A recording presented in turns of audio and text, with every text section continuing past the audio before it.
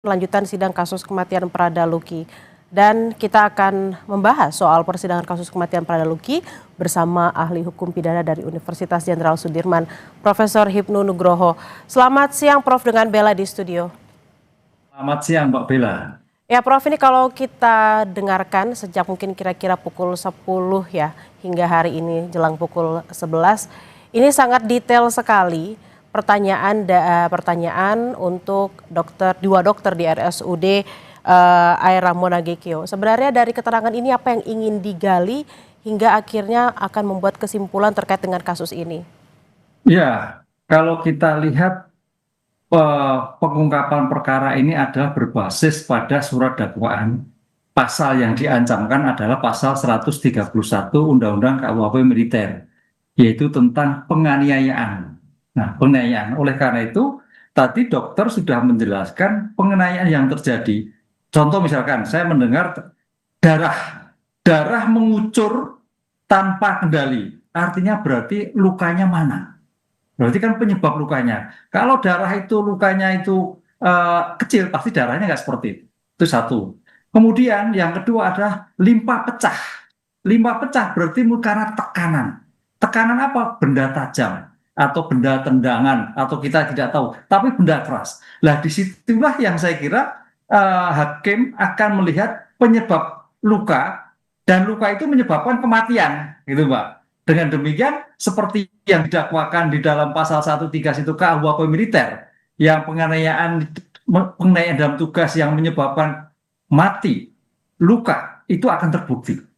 Disitulah kewajiban sebagai dokter forensik untuk memastikan. Karena kalau auditor nggak tahu, auditor orang hukum, hakim juga orang hukum. Makanya di sini ilmu forensik, ke dokter forensik itu untuk menambah, untuk membantu, meyakinkan hakim tentang penyebab kematian dari Prada Luki. Begitu, Pak. Ya, Prof Hipnu, ini apakah nanti kemudian akan mengubah keterangan saksi ini, bisa mengubah tuntutan terhadap terdakwa, Prof? Ya, saya tidak bisa merubah. Ini akan menjelaskan. Jadi tuntutan yang terjadi itu akan menjelaskan bahwa apa yang terbukti terhadap suatu aktus yang dilakukan ke-20 terdakwa tadi. Lah, yang belum jelas itu sebetulnya kalau menurut saya mendengar tadi dari luka itu tendangannya siapa. Lah ini yang itu Mbak Bella. Kan 20 orang ya, kalau nggak salah 20. Itu perannya bagaimana? Itu yang harus kita dilihat. Perannya apakah sama, melukai semua, apakah hanya ikut-ikutan? Itu yang kita belum lihat. Tapi hari ini yang melihat bahwa dari pasal 55 yang didakwakan terkait itu penyertaan menyebabkan adalah Prada Luki meninggal dunia. Itu yang dikembangkan oleh hakim untuk menyebab dari luka yang menjadi kematian yang bersangkutan. Prof Hipnu, apakah masih ada kemungkinan selain 20 yang sudah di proses hukum ya saat ini, apakah masih ada kemungkinan terbuka orang-orang lain, pihak-pihak lain yang kemudian akan terlibat dan menjadi pelaku di kasus ini? Iya, betul Mbak Bella. Jadi dalam ilmu hukum, ilmu pengungkapan perkara itu ada dua dimensi. Dimensi dalam penyidikan, laporan, pengaduan, tapi dimensi dalam pengembangan di pemeriksaan persidangan. Nah, mudah-mudahan dalam pemeriksaan persidangan ini akan terungkap sebetulnya siapa saja yang bertanggung jawab. Siapa saja. Karena kita melihat konsep hukum, asas hukum dalam kasus ini beda dengan apa yang di dalam kasus tindak pidana umum.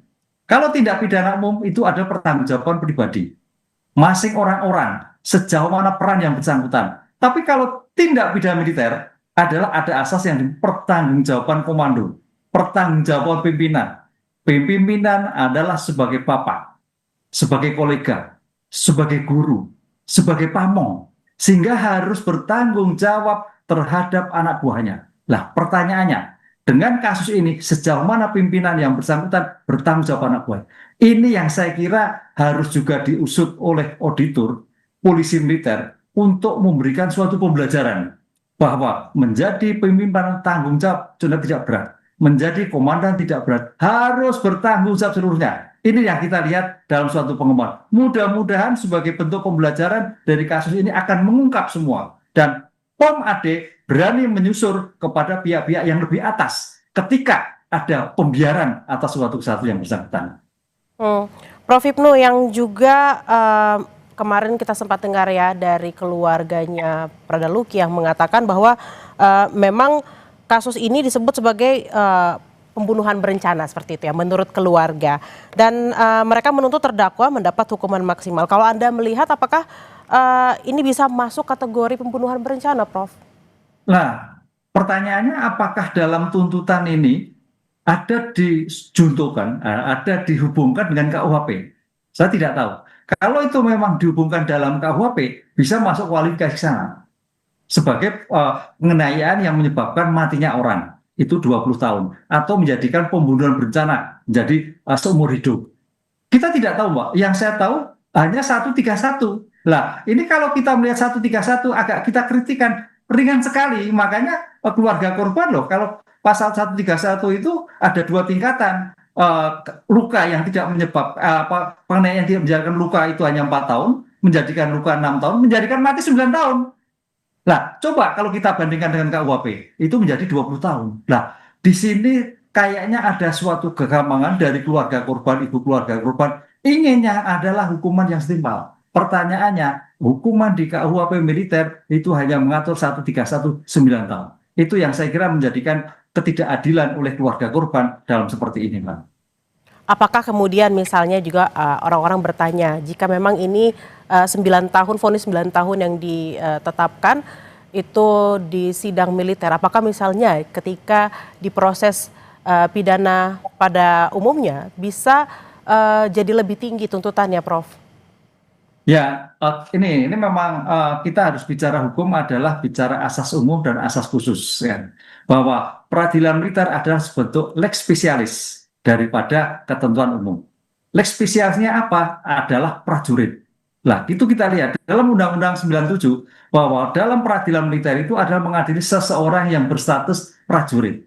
Nah, mau tidak mau ya tunduk pada peraturan keprajuritan, peraturan militer. Ini yang saya kira yang terjadi perdebatan dengan teman-teman koalisi sipil untuk merubah undang-undang peradilan militer. Kan itu loh. Sehingga ada suatu equal. Kita sudah terbuka, ini bagus sekali persidangan ini. Ini akan membuka wacana, membuka suatu permasalahan yang selama ini konon tertutup, terbuka. Kompas TV bisa melihatkan semua. Mahasiswa saya bisa nonton semua untuk sebagai pelajaran mata kuliah peradilan militer. Dengan demikian akan menjadikan suatu masukan. Oh, seperti ini ya. Nah, artinya memang kalau kita bandingkan dengan ancaman pidana umum dan pidana militer, pidananya lebih berat di pidana umum. Nah, cuman pertanyaannya memang kemarin kalau kita lihat dalam hal peradilan militer itu yang paling berat adalah dipecat dari kesatuan militernya. Ini yang saya kira menjadikan hukuman yang paling berat di dalam peradilan militer. Bukan pidana fisiknya, tapi adalah pemecatannya. Lah, keluarga korban pengennya fisiknya ya, pemecatan ya. Lah, ini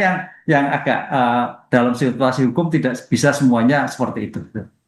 Baik, kita masih akan menantikan seperti apa jalannya sidang kematian Prada Luki Namo siang hari ini. Terima kasih atas perbincangannya, Profesor Hipnu Nugroho dari Universitas Jenderal Sudirman. Selamat beraktivitas kembali. Terima kasih, Prof. Betul.